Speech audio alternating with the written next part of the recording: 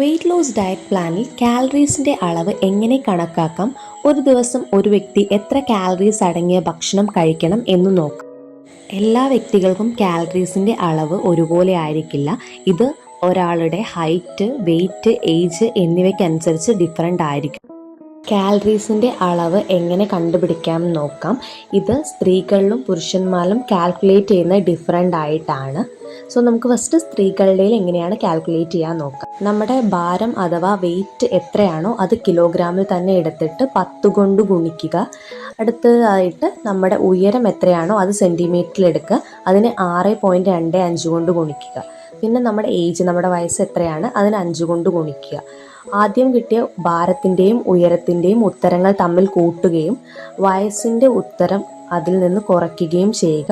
അതിൻ്റെ കൂടെ ഒരു 161 കൂടി കുറയ്ക്കുക. ഓക്കെ, ഞാൻ ഒരു എക്സാമ്പിളായിട്ട് പറയാം. ഇപ്പോൾ ഒരു എക്സാമ്പിൾ, ഒരാളുടെ വെയിറ്റ് 60 കിലോഗ്രാം ആണെന്നുണ്ടെങ്കിൽ അതിന് 10 കൊണ്ട് ഗുണിക്കുക. അപ്പോൾ നമുക്ക് ഉത്തരം 600 കിട്ടും.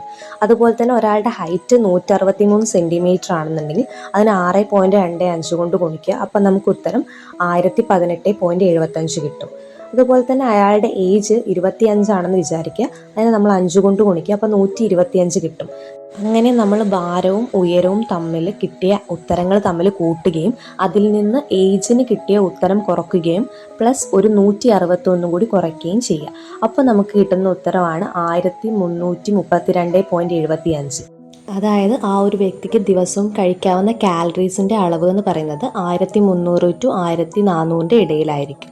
നെക്സ്റ്റ്, പുരുഷന്മാരിൽ എങ്ങനെയാണ് കാലറീസ് കണക്കാക്കുന്നത് നോക്കാം. സ്ത്രീകളിൽ ചെയ്ത അതുപോലെ തന്നെയാണ്, ചെറിയൊരു ചേഞ്ചസ് ഉണ്ടെന്നേ ഉള്ളൂ. ഓക്കെ, നമ്മുടെ ഭാരത്തെ 10 കൊണ്ട് ഗുണിക്കുക. അതുപോലെ തന്നെ ഉയരത്തെ 6.25 കൊണ്ട് ഗുണിക്കുക. ഏജും 5 കൊണ്ട് ഗുണിക്കുക.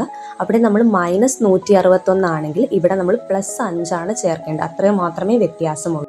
സോ സ്ത്രീകളിൽ പറഞ്ഞ പോലെ തന്നെ എക്സാമ്പിൾ ഇവിടെയും കൊടുത്തിട്ടുണ്ട്. ഫൈനൽ കാലറീസിൻ്റെ അളവ് എന്ന് പറയുന്നത് 1605 അതായത് ആ ഒരു വ്യക്തിക്ക് ദിവസവും കഴിക്കാവുന്ന കാലറീസിൻ്റെ അളവ് എന്ന് പറയുന്നത് 1600 to 1700 ഉള്ളിലായിരിക്കും.